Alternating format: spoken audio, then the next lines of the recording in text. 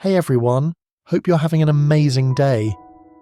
Today, we're diving into the night after the no-contact papers were signed, when the house finally went quiet, and that silence became the scariest part.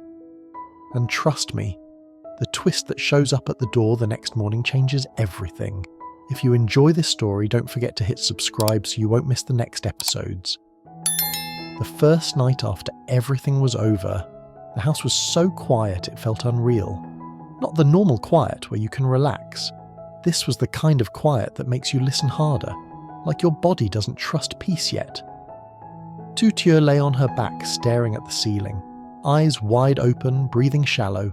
The room was dark, but her mind was bright, too bright, replaying the office, the glass divider, the pen scratching paper, the words no exceptions.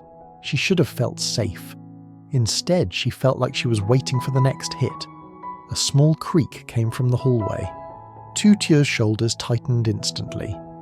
Uri, half asleep, reached for her hand without opening his eyes.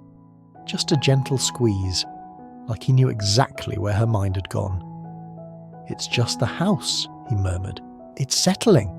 Tu Tieu forced herself to inhale. "I know." But her heartbeat didn't believe her, because for years, quiet was never a gift. Quiet was a trap, something that came right before chaos. Uri sat up slowly, rubbing his face. "Do you want water?" "No," Tu Tieu whispered. Then, after a pause, "Yes." Uri got up and walked to the kitchen. His footsteps were steady, unhurried, and that steadiness, his calm, boring normalness, was the only thing in this house that felt real. Tu Tieu stayed in bed, listening. The faucet turned on, a glass clinked, a drawer closed, then a sound that didn't belong, a soft, stifled gasp. Tu Tieu sat up immediately.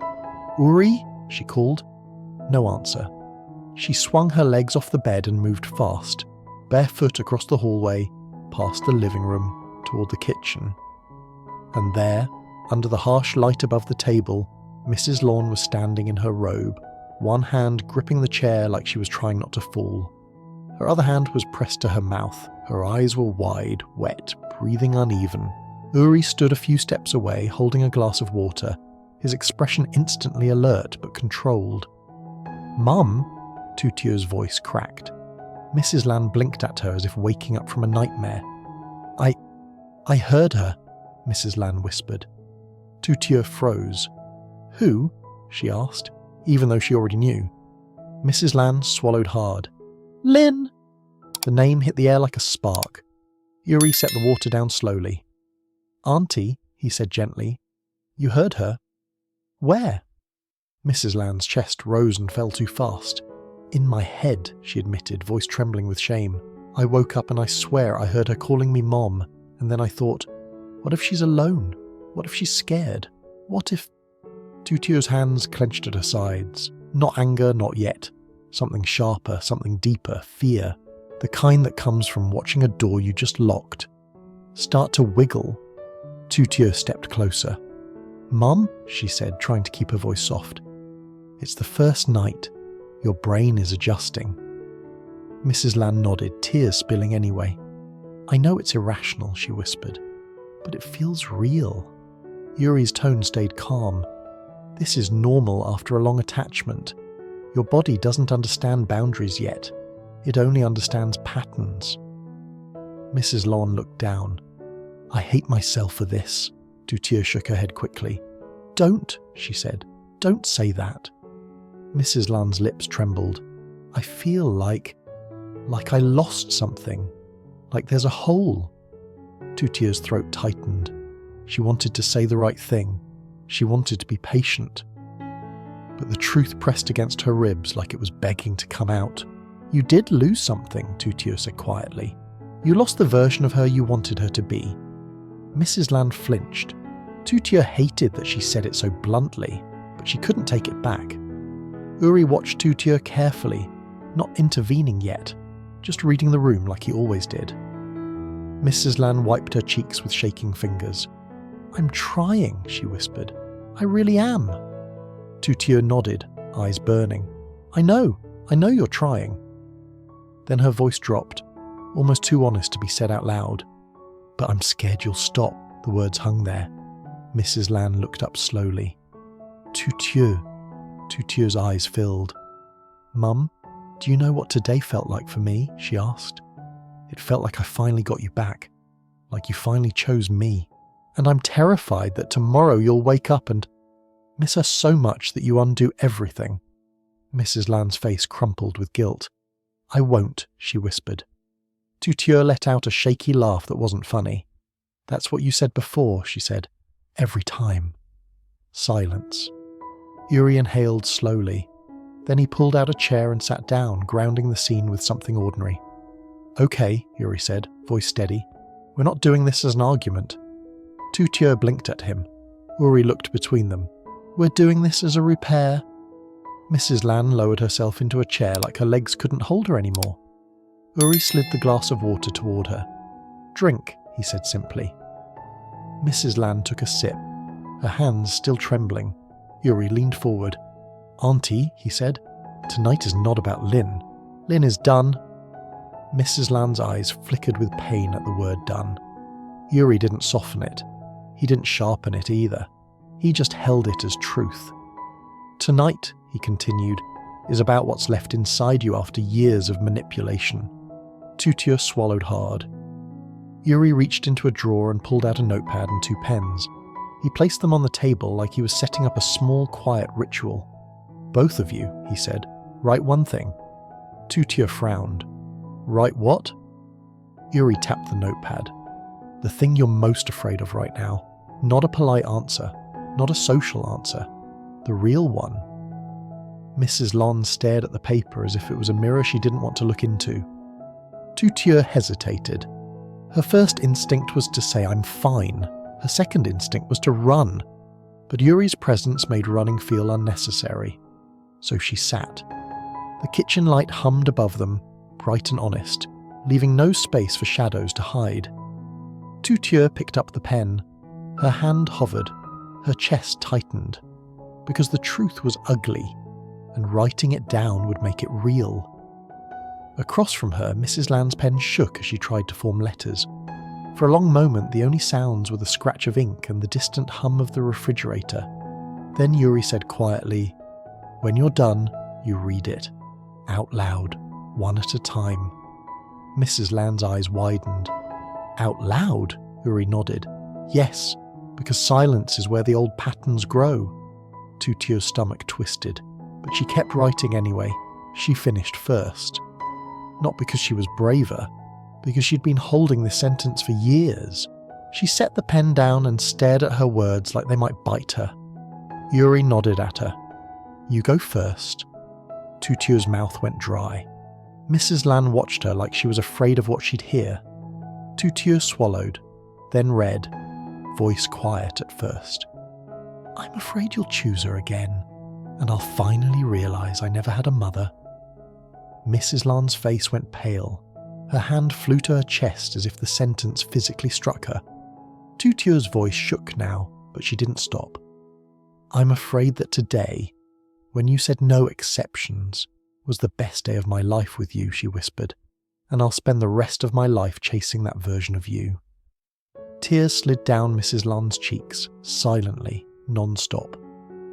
Yuri didn't interrupt.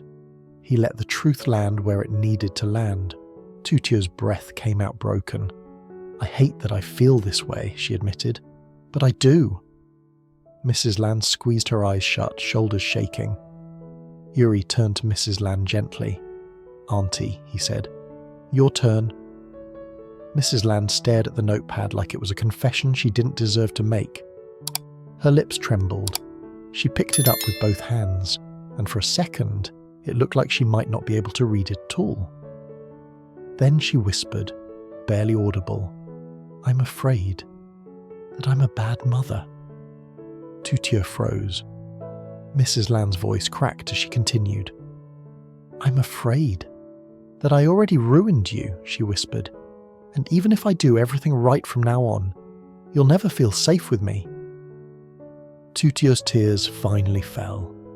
Mrs. Lan looked up at her daughter with raw, helpless honesty. "And I'm afraid," Mrs. Lan said, voice shaking harder now, that if I stop thinking about Lynn completely, it means I'm a cruel person. The room went still, not tense, just heavy. Because that was the real battlefield now, not Lynn, guilt. Yuri exhaled slowly, then spoke with quiet certainty. Auntie, he said, letting go of someone who harmed your family is not cruelty. Mrs. Lan's eyes searched his face, desperate for permission to be free. Yuri continued, it's responsibility. Mrs. Lan's lips parted, but no words came out, only sobs. Tu Tieu stood up suddenly, moved around the table and hugged her mother from behind, arms wrapping tight like she was trying to hold both of them together. Mrs. Lan clutched Tu Tieu's hands, crying into them. I'm sorry, Mrs. Lan whispered. I'm sorry I made you compete for your own mother. Tu Tieu pressed her forehead to her mother's hair. Just don't make me do it again, she whispered. Yuri watched them, expression softening just slightly. Then he stood and walked to the front door. He checked the lock, once, then again. Then he looked back at them, voice gentle but firm. Tomorrow, Yuri said, we do something important. Tu Tieu lifted her head, wiping her face. What? Yuri held up the new key that had been cut earlier, clean, bright, undeniable. We make a promise, he said, not in feelings, in structure. Mrs. Lan's breathing slowed just a little. What kind of promise? Yuri's eyes didn't waver. The kind that doesn't depend on mood, he said, and as Tu Tieu stared at that key, she realised. Tomorrow wouldn't just be about healing. Tomorrow would be about proof. Morning arrived quietly. Tu Tieu woke up before her alarm and lay still listening. No urgent calls, no sudden knocks, just a mug clinking in the kitchen and Yuri's steady footsteps. She walked out and found him at the table with 3 things lined up. A new set of keys, a thin folder, and an index card with a marker. Mrs. Lan was already seated, eyes puffy from crying but focused, like she'd made a decision overnight. Yuri tapped the card. Peace needs structure, Mrs. Lan swallowed. So I don't fall back, she whispered. Tu Tieu pulled out a chair. Okay, what do we do? Yuri pushed the marker toward Mrs. Lan. Write the first rule. Mrs. Lan's hand trembled, then she wrote in big letters. No exceptions. Yuri opened the folder. Now we define it, he said. Clear rules, no guessing. He pointed to a plain page titled Family Safety Plan. Rule 1, no contact stays no contact, Yuri read. Unknown number, unknown message, no replying. You show Tu Tieu, you show me. Done. Mrs. Lan nodded. Yes. Tu Tieu kept her voice gentle. Mum, this isn't cruelty, it's a boundary. Mrs. Lan's eyes filled. I know, my heart gets loud. Then we don't rely on your heart, Yuri said. We rely on the plan. Rule 2, he continued. New phone number is for necessary contacts only. No just-in-case people. No old acquaintances who love drama. Mrs. Lan winced. My sister will complain. Let her, Tu Tieu said. Peace isn't polite. Peace is protected. Yuri slid the keys to the centre of the table. Rule 3, keys. Auntie keeps 1, Tu Tieu keeps 1, I keep 1, Yuri said. No copies, no lending. If anyone needs access, we're present. Mrs. Lan picked up her key with both hands, like the metal carried responsibility. Tu Tieu softened. Are you okay holding it? Mrs. Lan nodded, tears slipping anyway. This key isn't guilt. It's my choice. Yuri flipped the index card over. Rule 4, a code word. Tu Tieu frowned. For what? For the moment the spiral starts, Yuri said. Auntie says the word and we pause. No arguing, we reset. Mrs. Lan hesitated. What word? Tu Tieu stared at the table for a beat. Oxygen. Yuri nodded. Perfect. Mrs. Lan repeated it like practice. Oxygen. Yuri capped the marker. Last rule, apology with action. Mrs. Lan's eyes widened. How do I do that? Tu Tieu opened her mouth, then closed it. Wanting things still felt dangerous. But Mrs. Lan stood up, went to the shelf and returned holding a small photo frame. Tu Tieu as a kid, tooth missing, grinning. I kept this hidden, Mrs. Lan admitted, because I didn't feel like I deserved to show it. She placed it in front of Tu Tieu. From today, this goes in the living room. Anyone who enters will see my daughter first. Tu Tieu's throat tightened. She touched the frame with trembling fingers. Mrs. Lan sat back down and looked straight at her. "Tell me one thing you needed from me," she whispered, "when you were young, that I didn't give you." Yuri quietly turned on the kettle and stepped back. Tu Tieu's voice came out small. "I needed you to believe me." Mrs. Lan went still. "When I said I was scared," Tu Tieu continued, "I needed you to believe me the first time, not after it got worse." Mrs. Lan's face crumpled. "I didn't," she whispered.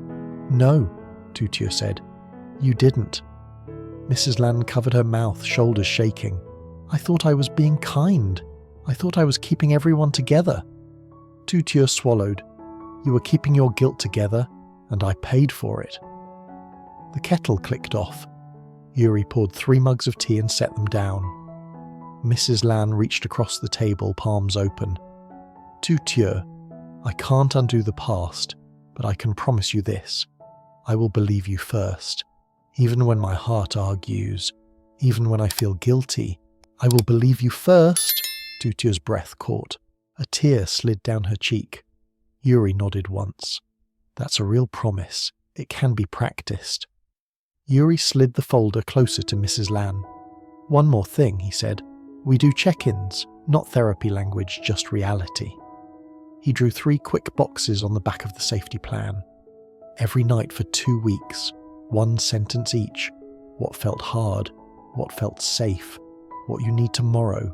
10 minutes, then we stop. Mrs. Lan nodded like she was grabbing onto a railing. "Okay." Tu Tieu hesitated. "And if Mum starts missing? The old routine?" Mrs. Lan flinched at the honesty, but she didn't deny it. "Then I say the word," she whispered, then tested it like a vow. "Oxygen." Yuri nodded, and we do a body reset. Water, sit, breathe, no phone in hand. Mrs. Lan reached into her robe pocket and pulled out her phone. "Can I record something?" she asked. Before Tu Tieu could worry, Mrs. Lan opened a voice memo and spoke into it, voice shaky but clear. "If you're listening to this, Lan, it means you're slipping. Remember, you chose Tu Tieu. You chose safety. No exceptions." She hit save and looked at her daughter, eyes wet. "So even if I forget for a moment," she said, "I can hear myself come back." Later, Yuri insisted on something normal. He put music on low and started cooking. Tu Tieu washed rice. Mrs. Lan chopped vegetables with careful hands. The no exceptions card went on the fridge.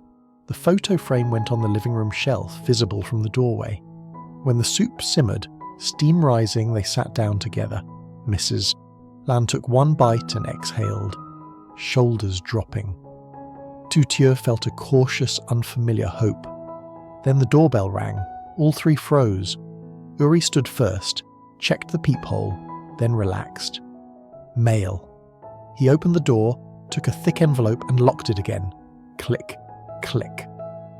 Tu Tieu let out a shaky laugh. My heart just sprinted. Mrs. Lan pressed a hand to her chest. Mine too. Yuri placed the envelope on the table. "It's addressed to Auntie." Mrs. Lan looked at the return label and went pale. "That's the bank." Tu Tieu leaned closer. "What bank?" Mrs. Lan's voice thinned. "An old account. One I stopped checking." Yuri's eyes sharpened. "Open it." Mrs. Lan tore it carefully. Inside was a formal notice. It said there had been recent activity and a signature was needed to update authorization. Tu Tieu felt her stomach drop. It wasn't Lin's face or voice, but it was Lin's shadow, left behind in paperwork. Yuri slid the letter into the folder. "This is what I meant by 1 door not locked," he said calmly. Mrs. Lan's hands trembled. "I didn't touch it." Tu Tieu reached for her mother's hand. "We'll handle it." Yuri looked at both of them. Tomorrow morning, we go to the bank. Together. Mrs. Lan whispered, barely audible. Oxygen. Tu Tieu squeezed her hand. Oxygen. And for the first time, the word didn't feel like panic. It felt like a plan. After the no-contact agreement is signed, Tu Tieu expects relief, but the first quiet night feels like a trap. Mrs. Lan wakes shaking, convinced she hears Lin's voice, and old guilt surges back. Tu Tieu admits her core fear. Her mother will choose Lin again, and she'll never truly have a mother. Yuri stops the fight and turns it into repair, asking both women to write and read their fears aloud. Mrs. Lan breaks down, apologizes, and vows to believe Tu Tieu first. Next morning they build a safety plan, shared keys, a strict no unknown calls rule, and a code word, oxygen, for panic. Mrs. Lan records a voice memo reminding herself, no exceptions. That night, peace almost feels real, until a bank letter arrives about activity on an old account, proving one last loose end remains. They go to the bank tomorrow, together,